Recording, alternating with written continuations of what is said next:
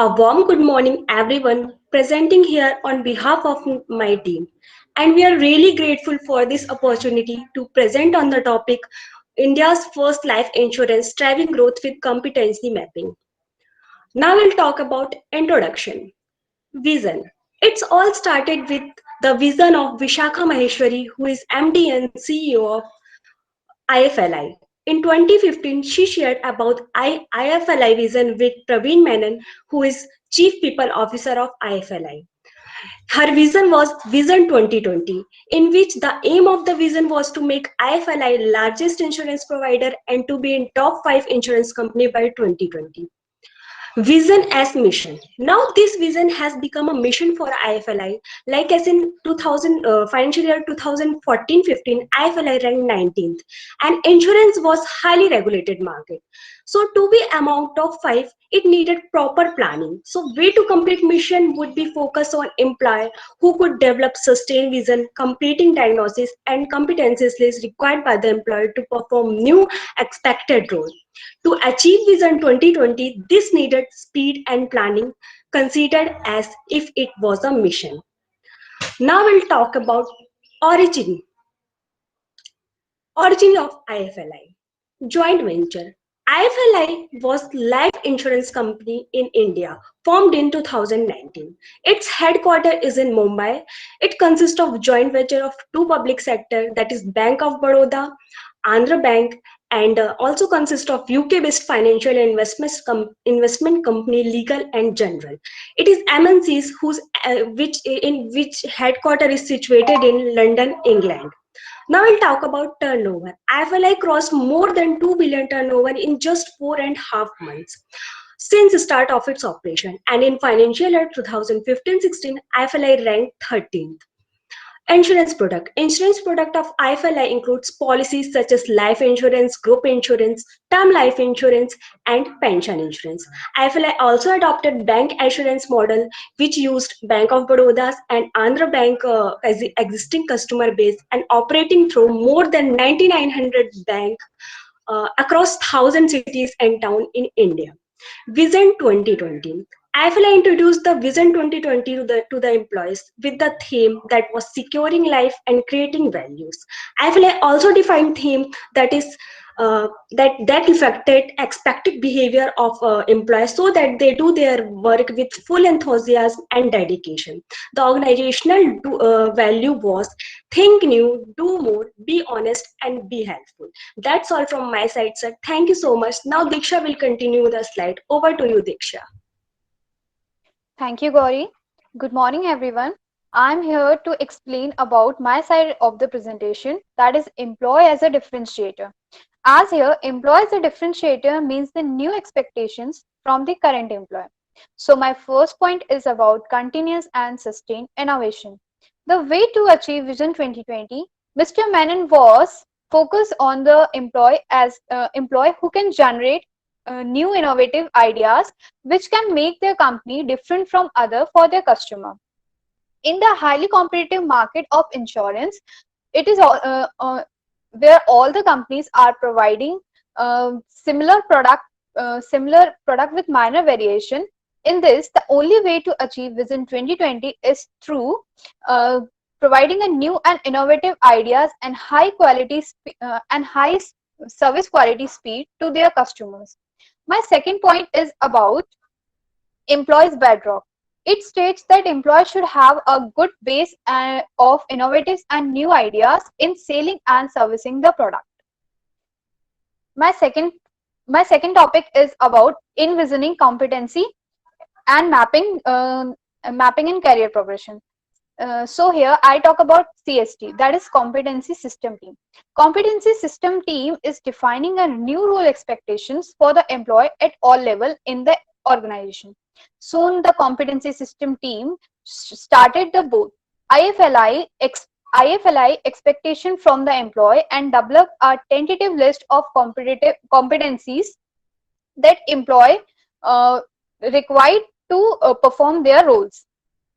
Later the CST creating the list of the roles that that corresponding competency. Second point is about competency diagnosis.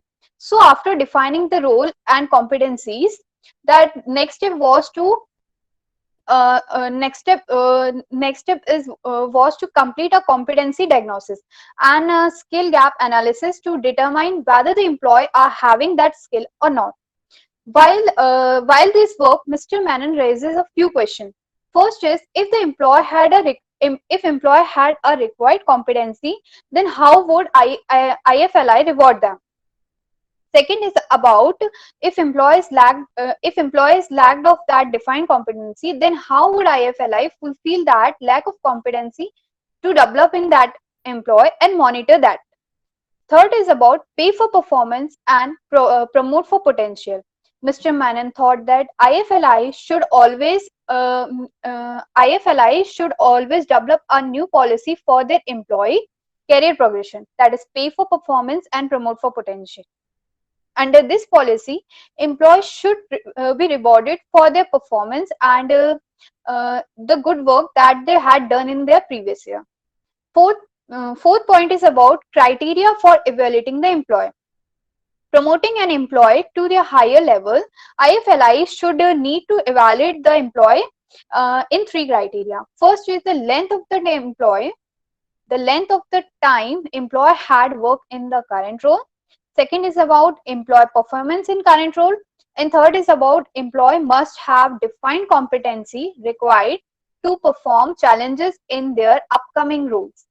Thank you. That's all from my side. Next will be continued by Kashish.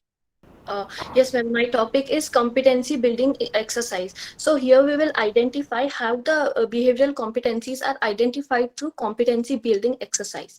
So my first point is 4 bands. 4 bands. Before Menon joined IFLI in 2015, the organizational structure was divided into 4 bands.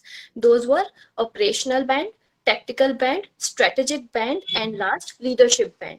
So when Menon came to know about these 4 bands, he defined and introduced new roles across 8 functions. Those functions were human and capital, sales and marketing, operation and information technology, finance, investment, actuarial, governance and strategy, and last was product. And next is behavioral competencies. Uh, Instead of focusing on employees losing their job, Menon and CST team focused with a positive feeling on the upcoming change, and they held a meeting with functional head and leadership team, so that they can decide how an employee should behave with their subordinates, peers, and supervisors. And also they also in meeting that it was noticed that I'm so sorry. Also, it was noticed that how the operation how the 4 bands should be outlined, because the question was how those behavioral competencies should be achieved. So Menon and CST raised a question by replying them that who are the employees, those who are successful in their job, and what do they do for being successful. So these 2 questions were quite positive and solution oriented. So CST team gathered the previous year data on the key performance of the employees, and accordingly they outlined few behavioral competencies on these 4 bands, and those outlines were: in operational band, one should work with planning and organization, achievement orientation, and effective communication. And the tactical band was inclusive of uh, initiatives and analytical thinking. And in strategic band, it was a strategic orientation, impact and influence, and developing others. And the last leadership band was inclusive of envisioning, institution building, and fostering collaborations. And last is development approach. Here, one employee should know how to behave with peers, subordinates, and supervisors. And also they noticed on when employees are getting very expert in their functions and want to be leader or to get a level up in their organization, so they so they help them to build up leadership capabilities by introducing the organizational level process. How do organization work, and how higher level authorities decision impacts the organization organizations. So they will come to know how a decision should be taken for the welfare of the organization. This is it from my side. The next slide will be continued by Ritika. Thank you so much. Thank you so much, Kashish. So here I'm discussing the point balancing and reinforcing loop of competencies. So my first point is BSC, the balance scorecard. In 2015, IFLI stopped using the bell curve system for its performance management and adopt the Bell scorecard. The new approach with the BSC meant that IFLI employees would receive their feedback meetings one each quarter before the final meetings at the year end to help the employees become familiar with their performance on their work goals. My second point is the three brackets. The first bracket was the growth quadrant. That means the employee performance. That means the employee performance job as instructed, and the second basket was the ACE quadrant, the employee job beyond what was expected. Third basket was the development quadrant. The employee did not perform the job as they're instructed. My third point is linking PMS with learning and development.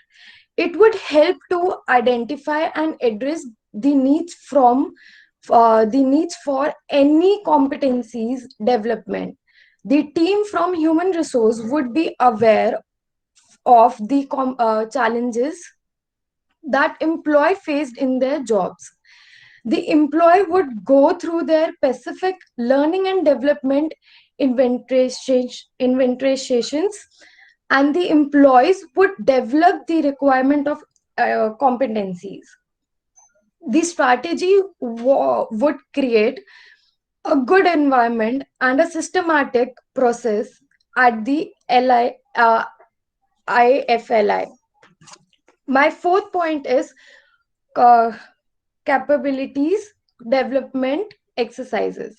It was just not learning programs because the exercises help the employees not only in the present jobs but also develop themselves in their future jobs and the goals also. And my last point is to take approval for a pursuing program. After an employee choosing their program with a approval by the supervisor, the application for the program would be valid jointly by the function head and the executive from the human capital function. They would give the final approval for the request only after checking the selected program with which would help the employees to develop the capability need program in their future goals. That's all from my side. Now I would like to Manvi continue. Thank you so much, Ritika. Now I am telling about communicating the competency framework, and my next topic is challenges ahead. So my first point is two-way communication, which means communicating with the employees about the new job rules and the competencies performing in those new rules, so that it will show the proper transparency. My next point is employee feedback. My next point is employee feedback. It means first introduce these competencies as a part of PMS, performance management system, quarterly feedback session to see how employees responded, and CST will also learn whether they were evaluating employees for correct competencies. My next point is to make two questions. My first question is, how much do you foresee that new job rules and the competencies are related to job? My next question is, to what extent would the list competencies help to prepare for the future rules? My next point is communicating the new competency framework. The new job rules should be shared with Think First IFLI leadership team that finalize the strategic needs to achieve Vision 2020. My last point is link up competency framework and PMS. Ritika, please change the slide. Now, my last point is link up of competency framework and TMS. The right direction to pursue, but they were not sure how. They should communication the new framework of all 1,400 employees. Now that's all for my side. Thank you so much. Now Ores will be continued. Thank you, Manvi. Now I'm going to explain short analysis of Indian First Life Insurance Co Limited. For any for any case study, we need to understand short analysis of a business model. Short analysis is usually done to determine strength, weaknesses, opportunity, and threat of any business. And now I'm going to explain strength.